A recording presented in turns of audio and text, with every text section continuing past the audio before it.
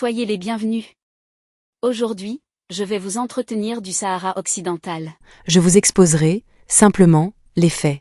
Vous pouvez les vérifier facilement, et c'est à vous de vous construire votre opinion.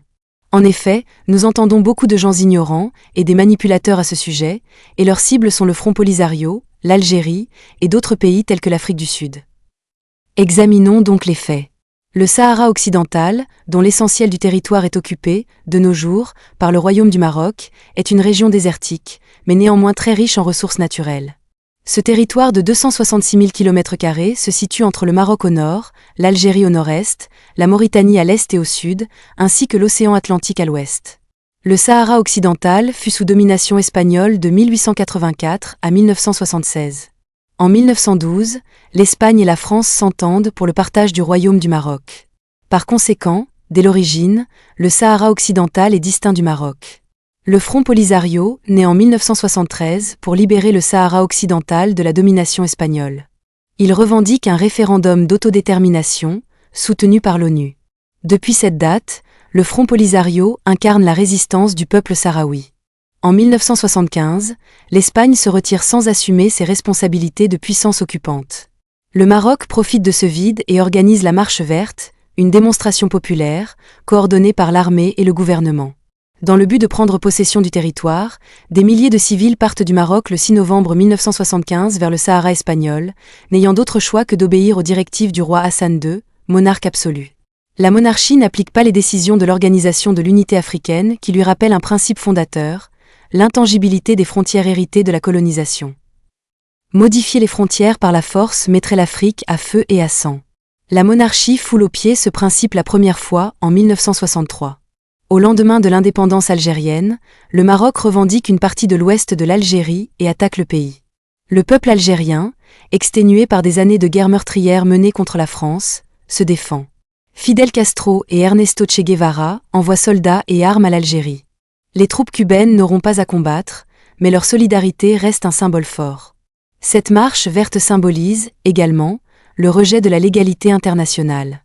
Cette démonstration est la réponse à l'avis consultatif, demandé par Hassan II, et rendu par la Cour internationale de justice. Cet avis ne reconnaissait aucun lien historique de possession des terres du Sahara occidental par la monarchie chérifienne, mais uniquement, et partiellement, des liens d'allégeance. La marche est alors condamnée par la résolution 380 du Conseil de sécurité de l'ONU, qui la considère comme un refus manifeste d'appliquer la décision rendue par la Cour internationale de justice 3 semaines plus tôt. Dans un premier temps, le Maroc et la Mauritanie se partagent néanmoins le territoire. L'Algérie accueille des milliers de réfugiés sahraouis sur son sol, ainsi, elle se retrouve victime du fait accompli marocain. Le Front Polisario entre en guerre, avec le soutien de l'Algérie. Le 27 février 1976, la République arabe sahraoui démocratique est proclamée. En 1979, la Mauritanie se retire du conflit. Le Front Polisario continue la lutte contre le Maroc. En 1984, l'Organisation de l'Unité africaine reconnaît la République sahraoui et le Maroc quitte l'organisation. La position de l'Algérie demeure immuable. Elle se soumet au droit international et adhère au principe de décolonisation. Le soutien au Front Polisario est non seulement un principe, mais il est également motivé par l'expérience historique. En effet, c'est une dimension essentielle pour comprendre la méfiance d'Alger à l'encontre de la monarchie marocaine. Dans ces années 1980, le Maroc érige le mur de la honte, mur des sables, construit pour diviser le peuple sahraoui et empêcher tout retour de celui-ci sur la partie occidentale de sa terre. Le long de ce mur, le Maroc dissémine des millions de mines antipersonnelles ou anti-chars, causant de nombreuses victimes civiles. En 1991, après des années de lutte armée opposant l'armée marocaine et le Front Polisario, un cessez-le-feu est proclamé. Une mission de l'ONU est déployée la même année afin de veiller au respect de l'accord. Les Nations Unies préconisent l'organisation d'un référendum d'autodétermination sur tout le territoire. Ce plan est bloqué par le Maroc qui veut imposer aux Sahraouis une autonomie sous sa souveraineté. En 2001, la République sahraoui devient membre fondateur de l'Union africaine. En 2016, la Cour de justice européenne reconnaît le Sahara occidental comme distinct du Maroc. Le Polisario est déclaré représentant légitime des Sahraouis. En 2017, le Maroc revient au sein de l'Union africaine, sans que la République sahraoui n'en soit exclue. En 2020, le cessez-le-feu est rompu par le Maroc. En réponse, le Polisario déclare la reprise de la lutte armée.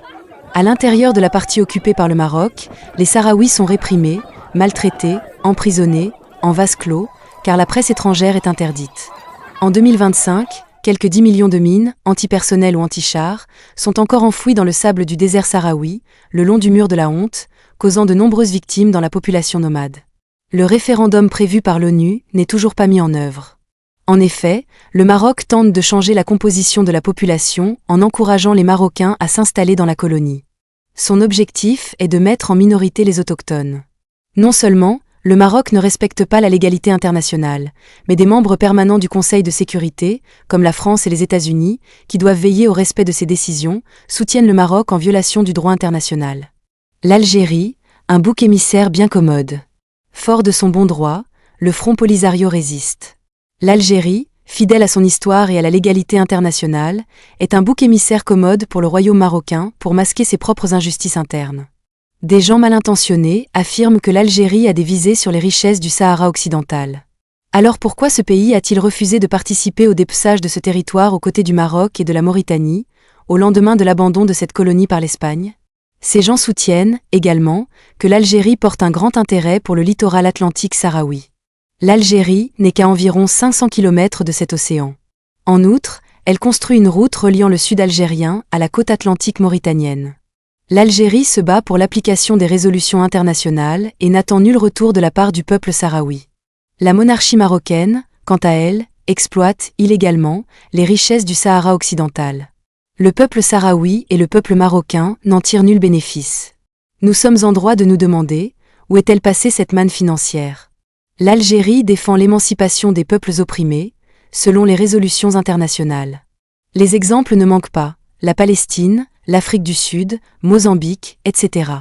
Elle soutient le Front Polisario sans contrepartie.